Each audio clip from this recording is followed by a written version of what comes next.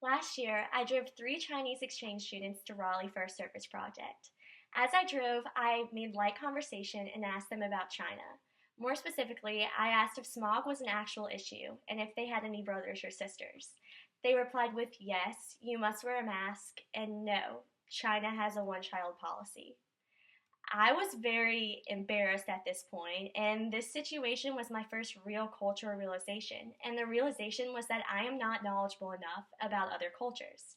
I decided I must travel abroad to gain exposure and to learn how to effectively communicate across cultures. In this talk, I will tell you what participating in the China GIE means for me as a student and future business leader, and how studying China's business landscape built my cultural competence. Before going abroad, with reference to the global education model, I set three goals. The first was to practice resilience when faced with difficult situations. I worked on this goal when, throughout the trip, I struggled with severe allergies to smog.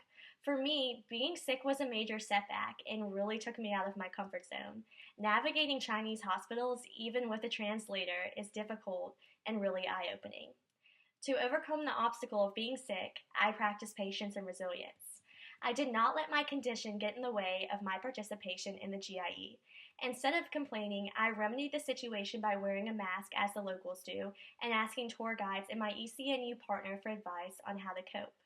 Being sick made me more cognizant of my body language and appearance and forced me to sit up tall in company visits, stay hydrated, and get plenty of rest at night to prepare for long days ahead. My second goal was to gain a better understanding of China's business practices, specifically government regulations, and how they compare with those of the US. Visiting Chinese companies caused me to challenge my traditional beliefs about businesses and how they operate. I was shocked when I learned that advertising does not account for the majority of Tencent's revenue stream. Gaming and subscriptions do. Additionally, CBRE statistics were very surprising to me. Through my internships in commercial real estate, I gained much exposure to the US markets, and these vary greatly from those of China.